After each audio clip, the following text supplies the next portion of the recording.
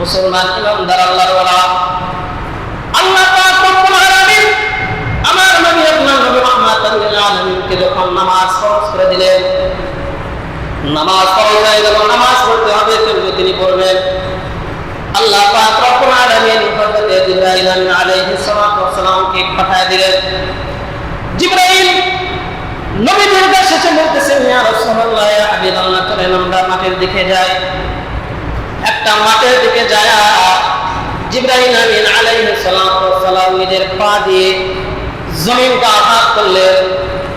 জমিনকে আঘাত করার সঙ্গে সঙ্গে জমজম কূপের সাথে সংযুক্ত হয়ে আল্লাহ তাআলা জমিন থেকে একটা ঝর্ণার ব্যবস্থা করে দিলেন।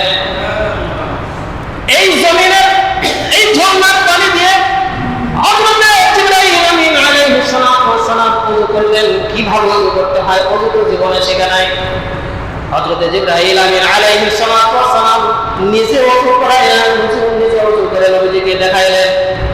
নিজে ওযু করার পর নবী বললেন, আপনি ওযু করেন। নবী হযরত জিবরাইল আমিন আলাইহিস সালাতু ওয়াস সালামের ওযু করা দেখে তিনি ওযু করলেন।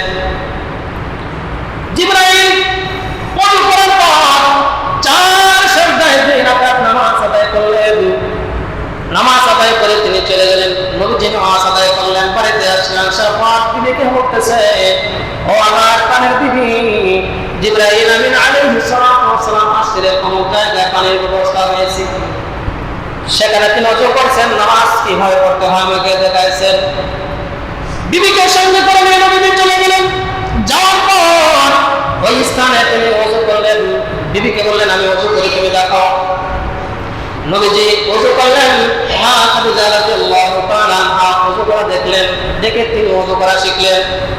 শেখার পর দুইজন ওযু করে বাড়িতে আসলেন। আসার পর দুইজনে নামাজ আদায় করলেন।